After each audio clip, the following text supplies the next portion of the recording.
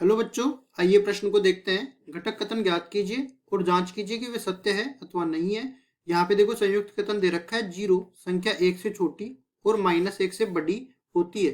प्रश्न को हल करने से पहले इसकी मुख्य अवधारणा के बारे में चर्चा कर लेते हैं। तो देखिए यहाँ पे हम लोग देखने वाले हैं मुख्य अवधारणा।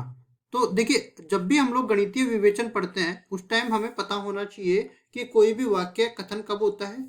तो हम लोग जानते हैं कि कोई भी वाक्य या तो हमेशा सत्य हो या वो हमेशा असत्य हो, दोनों स्थितियां एक साथ संभव नहीं है, तब वो अपने पास कथन होता है। अब कथन को हमने पढ़ लिया, उसके बाद हम लोग पढ़ते हैं संयुक्त कथन को। संयुक्त कथन, अब संयुक्त कथन की परिभाषा ये होती है कि दो या दो से ज्यादा कथनों को मिलाया जाए और उनसे जो कथन तैयार हो उसको हम लोग बोलते हैं संयुक्त कथन। इसको हम लोग मिश्र कथन भी बोल सकते हैं, मिश्र कथन। अब मिलाया कैसे जाएगा वो भी हम लोग देख लेते हैं। तो यहाँ पे लिखेंगे दो या दो से अधिक, दो या दो से अधिक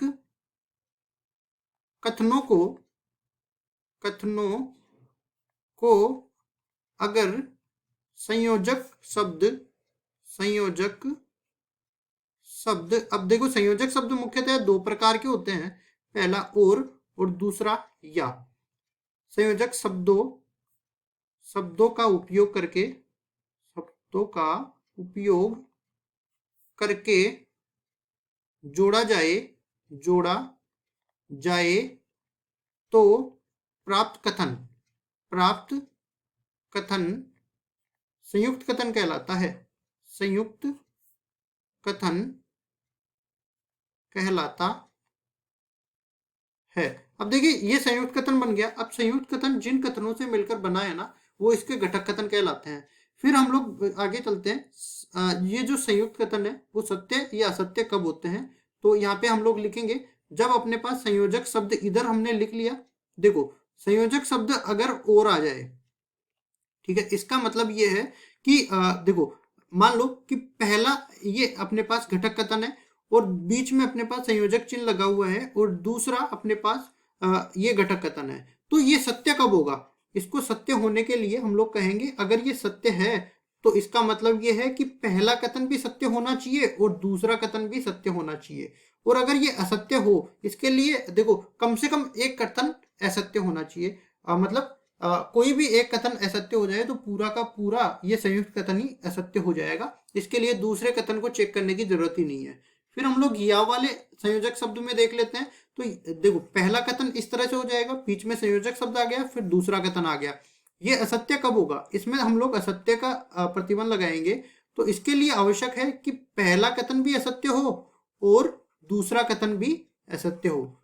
अगर ऐसा नहीं है, एक भी कथन सत्य हो गया तो पूरा का पूरा संयुक्त कथन सत्य हो जाएगा। ठीक है, तो अब देखिए इन चीजों का उपयोग करते हुए सवाल को हल करते हैं। ये जो संयुक्त कथन दे रखा है उसको हम लोग लिखते हैं जीरो संख्या एक से छोटी और माइनस एक से बड़ी होती है। इसको हम लोग लिखते हैं, देखो संयुक्त कथन। तो संयुक्त कथन क्या दे रखा है, जीरो संख्या एक से छोटी, संख्या एक से छोटी और माइनस एक से बड़ी, माइनस एक से बड़ी होती है, बड़ी होती है। अब देखिए आगे हम लोग इसको इस तरह से देखते हैं कि इसके घटक कथन में निकालना चाहूं तो पहला घटक कथन इस तरह से बन जाएगा, जीरो संख्या एक से छोटी होती है, जीरो संख्या एक से छोटी होती है। और दूसरा अपने पास घटक कथन इस तरह से बन जाएगा, जीरो संख्या माइनस एक से बड़ी होती है, संख्या माइनस एक से बड़ी होती है। अब देखिए हम लोग इनको निर्धारित कैसे करेंगे। एक संख्या रेखा इस तरह से होती है अपने पास जिनके मध्य में जीरो आता है। अगर दाईं तरफ चलते हैं तो धनात्मक संख्या आ जाती है, बाईं तरफ चलते हैं तो ऋणात्मक संख्या आ जाती है। और एक चीज और देख लेते हैं यहाँ पे, अगर हम बाएं से दाएं तरफ जाते हैं तो संख्याओं का मान, मतलब संख्यात्मक मान बढ़ता चला जाता है। तो देखिए इसको इस तरह से हम लोग देखते हैं कि इधर ऋणात्मक संख्या है तो माइनस एक अपने पास इधर आने वाली है और इधर धनात्मक संख्या है तो प्लस एक इधर आने वाली है।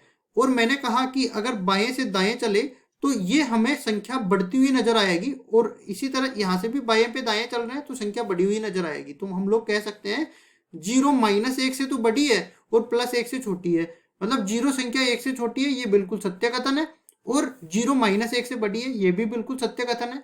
और संयोजक शब्द क्या दे रखा है, और हमने क्या कहा था, अगर संयोजक शब्द और हो और पहला और दूसरा दोनों सत्य कथन हो तो संयोजक जो संयुक्त कथन है वो भी सत्य होगा, मतलब ये वाला कथन सत्य हो जाएगा। इस तरह से प्रश्न में पहले तो हमें बोला था घटक कथन निकालो, जो कि हमने निकाल के बता दिया पी और क्यू, और फिर हमें बोला था सत्य असत्य बताओ, तो हमने बता दिया दोनों कथन सत्य है, तो ये संयुक्त कथन भी सत्य होगा। यही हमारा उत्तर हो जाएगा। आशा करता हूँ ये सवाल आपको समझ में आया होगा। धन्यवाद।